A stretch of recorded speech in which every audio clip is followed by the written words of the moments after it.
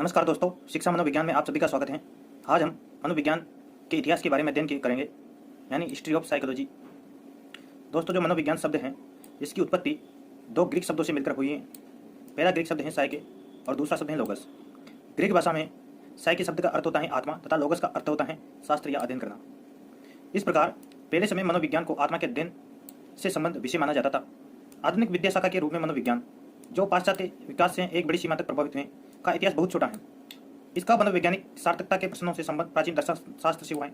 दोस्तों, मनोविज्ञान के इतिहास को मूलतः दो भागों में बांटा जा सकता है। दोस्तों, पहला जो भाग है वह है पूर्व वैज्ञानिक काल, यानी प्री साइंटिफिक पीरियड, और दूसरा है वैज्ञानिक काल, यानी साइंटिफिक पीरियड। तो दोस्तों, पूर्व वैज्ञानिक काल की शुरुआत ग्रीक दार्शनिक जैसे प्लेटो, अरस्तु, हिप्पोक्रेटस आदि के अध्ययनों एवं विचारों से प्रारंभ होकर 19वीं शताब्दी के उत्तरार्ध तक, विशेषकर कितने समय तक दोस्तों, 1888 तक, यहां तक पूर्व वैज्ञानिक काल माना जाता है। 400 बीसी में शरीर गठन प्रकार का सिद्धांत, थ्योरी ऑफ कॉन्स्टिट्यूशनल टाइप्स, किसके द्वारा दिया गया दोस्तों? हिप्पोक्रेटस के द्वारा दिया गया। बहुत इंपॉर्टेंट प्रश्न बनता है दोस्तों यहां से। शरीर गठन प्रकार का सिद्धांत किसके द्वारा दिया गया? हिप्पोक्रेटस के द्वारा, जिसका प्रभाव आने वाले मनोवैज्ञानिक पर काफी पड़ा।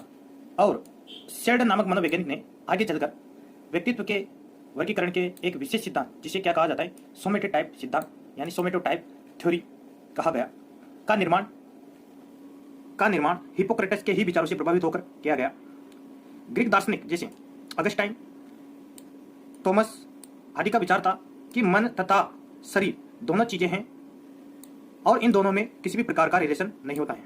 दोस्तों, अगस्टाइन और थॉमस ने यह बताया कि मन और शरीर दोनों ही दो चीजें हैं और इन दोनों में कोई रिलेशन नहीं है।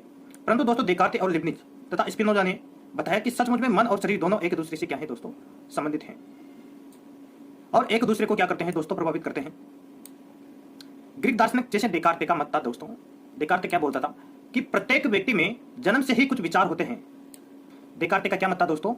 कि प्रत्येक व्यक्ति में जन्म से ही कुछ विचार, कुछ आइडियाज होते हैं। परंतु अन्य दार्शनिक जैसे लोग का मत था दोस्तों कि व्यक्ति जन्म के समय टेबुलर रासा होता है, अर्थात उसका मस्तिष्क कोरे कागज के समान होता है और बाद में उसमें नए नए अनुभव से नए नए विचार उत्पन्न होते हैं।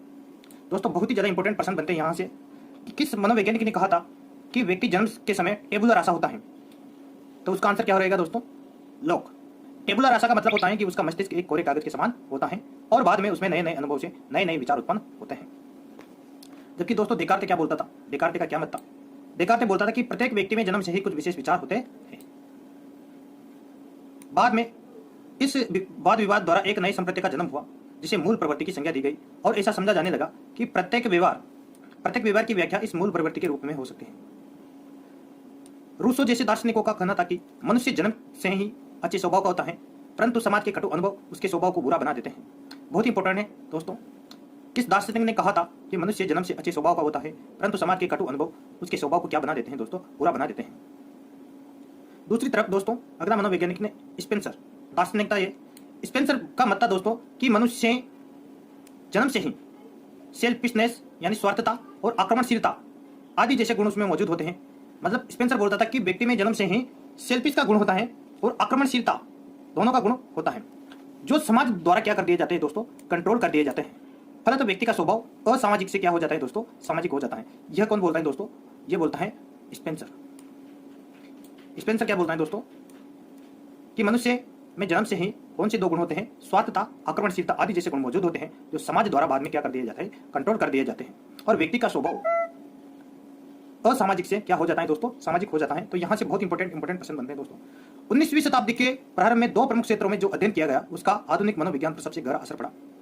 पहला क्षेत्र था दर्शन शास्त्र का, जिसमें ब्रिटिश दार्शनिक जैसे जेम्स मिल, जॉन स्टुअर्ट मिल आदि का योगदान था, जिसमें लोग चेतना तथा उसमें उत्पन्न विचारों का अध्ययन करते थे।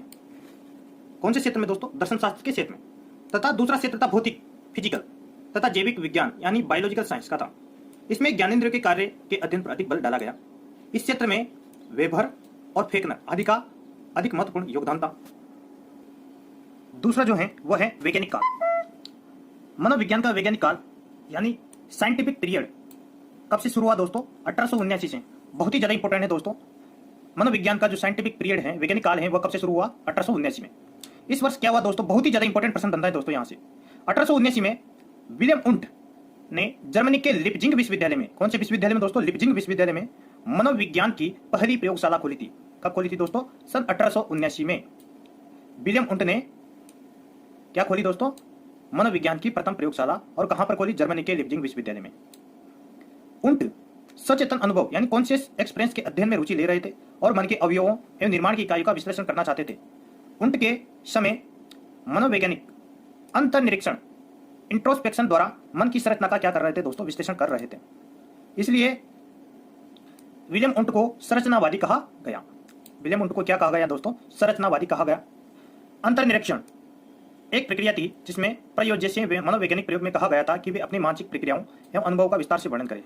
मनोविज्ञान का विकास विभिन्न स्कूलों में कैसे हुआ और उन स्कूल पर उंट के मनोविज्ञान का क्या